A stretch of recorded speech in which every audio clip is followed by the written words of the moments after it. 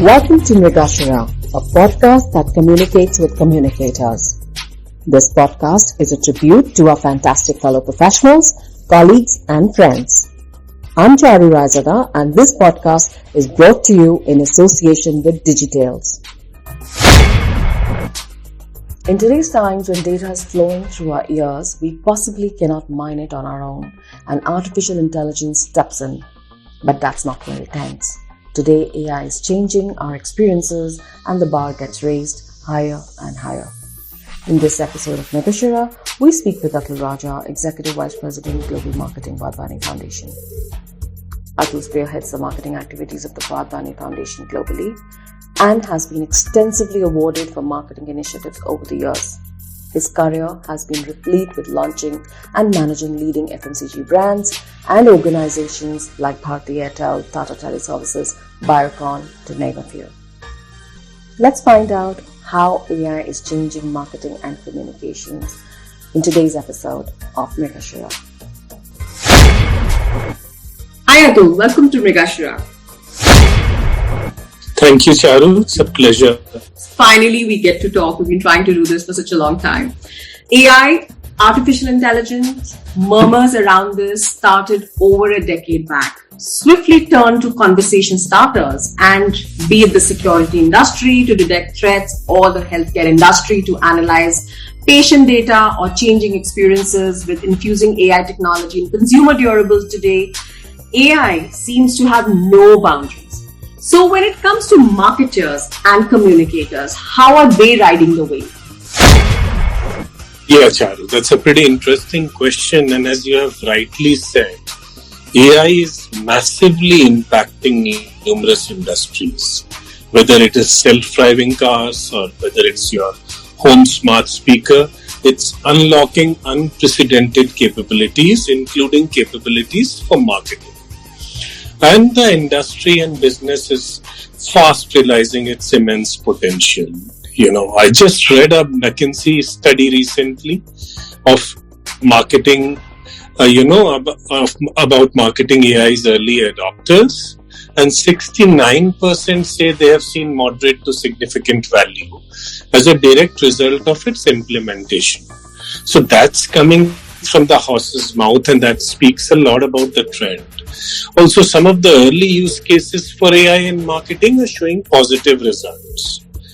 Across business parameters, maybe risk reduction, or whether it's increased speed of go-to-market, whether it is greater customer satisfaction or increased revenue, you're seeing positive results across parameters. So coming back to a more direct element of your question, although the usage of AI in marketing is spreading across multiple parameters today, like dynamic pricing, bidding on programmatic media, etc. Currently, the marketeers are commonly using AI towards automating a slew of activities. And I'll quickly give you a few examples that I am aware of, right? Number one, it is advertising.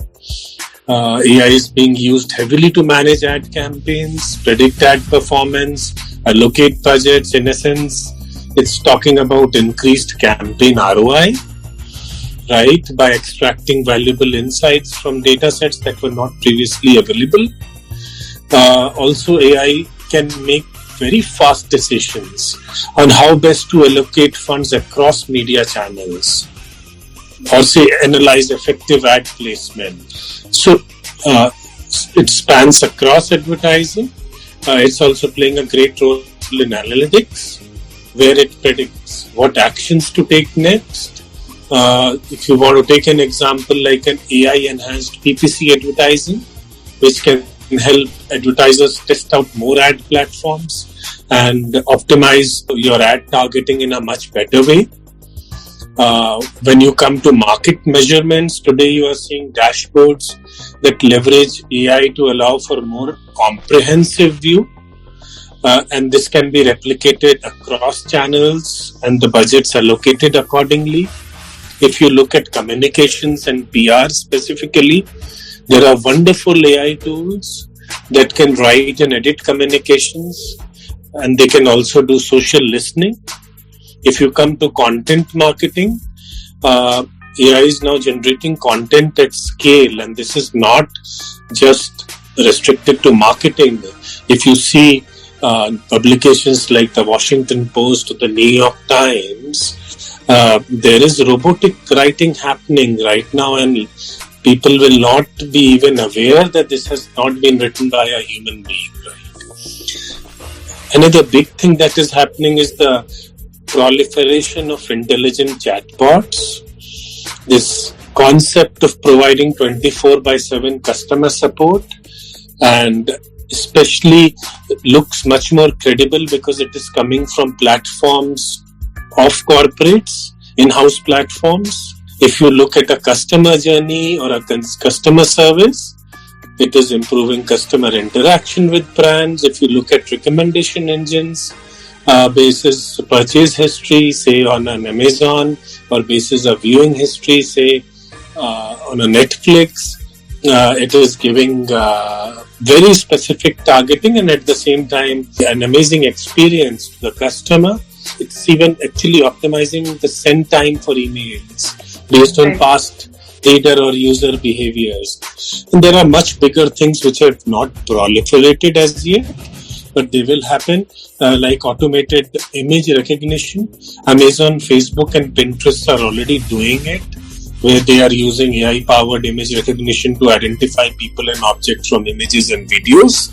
So these kind of things are also going to happen and going to be more evangelized in the near future. Having said that, there is a critical issue that everything is not hunky-dory, right? So there is a critical issue that AI-led marketing needs to address.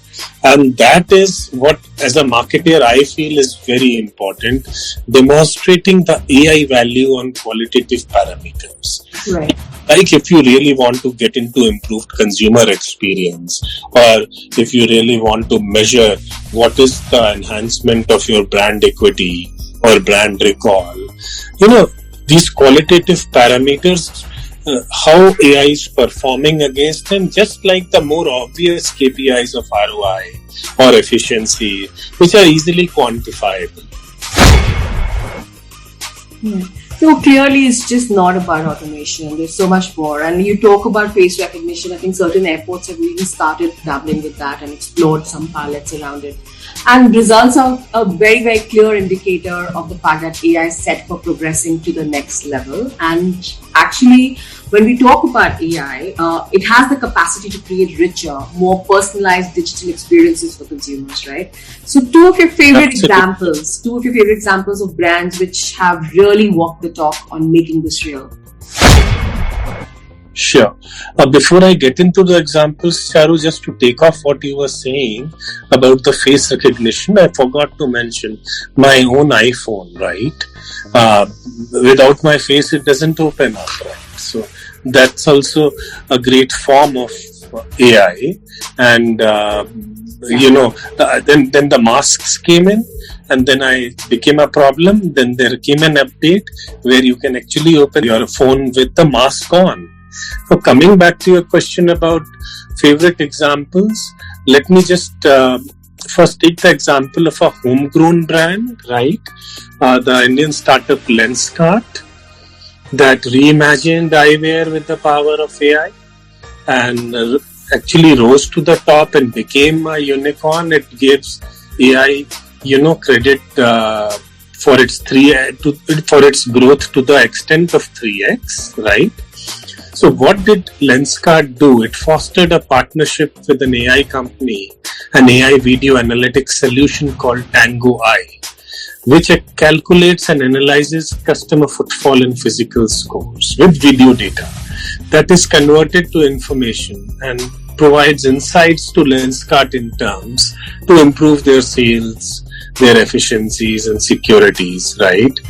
See the advantage it does. On the one side will be a store that sees a high number of conversions, and then it can be well prepared with higher inventories, right? On the other side, maybe a Lenskart store where the customers walk in but they don't purchase, what we call is higher number of window shoppers. So in those stores, the store managers can strategize better as to how do they engage customers and increase the sales or boost their sales. So this is a critical example of use of AI technology by an Indian startup that went on to become a unicorn and continues to do very well today. On the other hand, let's take the example of a global brand, Starbucks, because I personally feel that Starbucks was a pioneer in this aspect. They decided in 2016 to use predictive analytics to serve personalized recommendation, where many other companies are actually doing it only now. So it is a great example of a brand using its loyalty card and its mobile app to collect and analyze customer data, right? Since then, they have built quite an app experience, and I'm privy to that. It records details of the purchases, including where they were made, what time of the day they were made, It uses predictive analytics to process this data and serves extremely personalized messages to the consumer to the point that they can be surprised, catering to their very specific tastes and likes and dislikes. So these messages may include recommendations as when a user approaches a local store. Very relevant examples, and Starbucks has always set the bar, and it's a great example. I completely agree with you. So every good thing comes with its own challenges, right? So what are the biggest challenges, especially in the context of marketing with AI? So Charu, actually the challenges are too many, right? And the challenges are emanating because of the very fact that AI is largely unknown. People are finding their feet, and there is always the fear of the unknown. So having said that, I will list down my top 4, which I feel could be very relevant to the listeners. See, the development and use of AI tools for marketing are still in early stages, So these challenges, one should be aware of. They relate to number of factors and extraneous factors to organizations implementing AI, and that's the way I'm listing my top 4. So one is, AI is not magic. One needs to understand that, right? It cannot just pluck things out of thin air.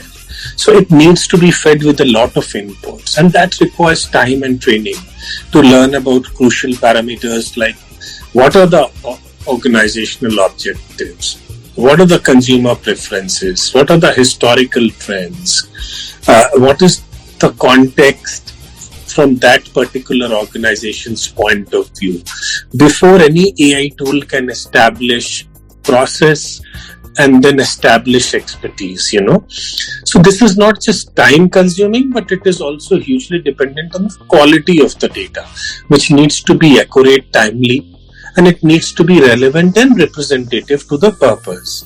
Otherwise, the results that an AI tool can throw up could be flawed, So the first point to answer your question is, the biggest challenge is to address this training time and to address this issue of data quality, right? So, which is critical, and this is omniporous across all organizations, and that's why I listed it as my first point. Also, my second point that to answer your question is equally omniporous, and that's the issue of privacy, which is a big issue in today's world. And we all are regularly hearing about revelations and lawsuits by consumers and tightening of screws by the regulating body, Marketing teams therefore need to ensure that they are using consumer data ethically and in compliance with the standards. And this is not an easy thing, but it could entail risk or, penalties or reputation damage. Therefore, it is a big challenge where AI is concerned. Unless the tools are specifically programmed to observe specific legal guidelines, they are likely to overstep the acceptable norms of consumer data, especially for personalization. So these 2 points that I talked about, training time and data quality and privacy, are extremely important. When you talk about technology, you tend to forget these issues, but they could become great innovating factors as you implement an AI program. So they need to be taken care of as big challenges today. The third challenge, Charu, is the lack of in-house talent. There is currently an AI skills gap, and it is well known. To implement AI is a complex process. This will further get accentuated as AI technology companies and job openings grow, right? So there is an existing pool of AI talent which is not growing fast to keep pace. Alternately, what companies could do is to use ready AI marketing software and solutions, but there also, in order to deploy, manage, and most importantly, implement, interpret the results and implement things correctly, it will require a certain degree of talent. And we may call it as data science talent or whatever, but companies need to start looking this and close looping the skills gap in AI very fast if they want their AI programs to succeed. Right. The fourth and the final point that I'd like to highlight here is how do you guard against higher budgetary allocations, right? There are two reasons here. One is AI technology requires a complex software. It also requires a high performance hardware, which is expensive to deploy and maintain. So you need to plan well here. The other thing is, which I touched upon in my previous point, is pulling in AI experts to run your AI tools and be accurately predicting, so this specific, you can say, skill set or the experts that are required, maybe putting a strain on the budgets and may lead to larger investments into AI, because in most cases, the employee overheads are the biggest cost factor for any budget. So one needs to guard against this. So these are four things that immediately come to my mind, which every organization should guard against as challenges. No, it's really interesting, some of the points you've raised, and talent and skilling is always a issue. In fact, the IT industry has really been conscious about this. They've been running programs the last, I think, almost 7 to 8 years. And hopefully in the next few years, we will be able to bridge this gap, at least to some extent. So what one observes is that those who understand how to use AI in new ways are the ones exploring its full potential. But for those who are still grappling with the nuances, what advice would you leave them with? I would like to re-emphasize or emphasize a few points for the marketeers of today. One is informed and data-led decisions can save immensely on time and ad budgets. So they need to take care of the advantages that it may entail. Number one, in terms of saving their bandwidth, and number two, in terms of saving their budgets as well. So they need to see it as an optimal tool. Number two, now you do not need to wait for a campaign to end, and for it to end and look at the results and take corrective measures. A key element is that AI-led real-time data can enable you to actually take corrective measures while the campaign is still running. For any marketer, this is a big change and you need to leverage this. For creativity and emotional connects with the customers, I would tell the marketeers, use your team. For figuring out correlations within data, analyzing trends, and making predictive analysis, I would tell them to use the AI tool. And finally, I would also advise them that this is not about spray and pray approach, right? Be aware of where AI can help you. Example, if you have to churn out content on a daily basis, then try out specific tools like Jasper. Otherwise, try some other AI tool that serves to save your time and increases efficiency and measurement. So these are 4 very basic things that I would tell all marketeers that are still grappling with what AI could do for them. So the other side of the coin is like, where should they start or how they should start? I would say Firstly, as a starter guide, number one, have very clear goals and roadmaps. Put your marketing analytics in place so that before you get into your AI objectives, so that your cost is minimized and you achieve the most value of your AI program, right? Secondly, take care of the data privacy standards. That's absolutely important. Thirdly, take care of the quality of the data and also of the sources from where you feed into the data into your tool, because it's very important. It can be taken from the organization's own CRM, it can be taken from marketing campaigns, it can be taken from website. So the more primary the data is, the better it is. Be careful of the secondary data that you are doing, and the third party data, and do a due diligence on the same before you feed in that data as inputs into the AI tool. Number 4, look aggressively at data science talent, data science expert, because you'll be working with vast amounts of data and you need to deliver insights, right? And finally, maintain the essentials of data dimensions like timeliness, completeness, consistency, relevance, transparency, accuracy. So do your basics right when you come to maintenance of data quality. So these are some of the starter guides that you may want to look at while implementing an AI program. Thank you, Atul, for truly demystifying AI and lots of helpful tips. Pleasure having you join us on Mrigashira. Thank you, Charu. It's my pleasure as well. Hope you enjoy listening to Mrigashira, a podcast for communication folks. Do share your suggestions and feedback on Mrigashira at digitales.co.in. Have a great week ahead and do not forget to tune in next week. Adios.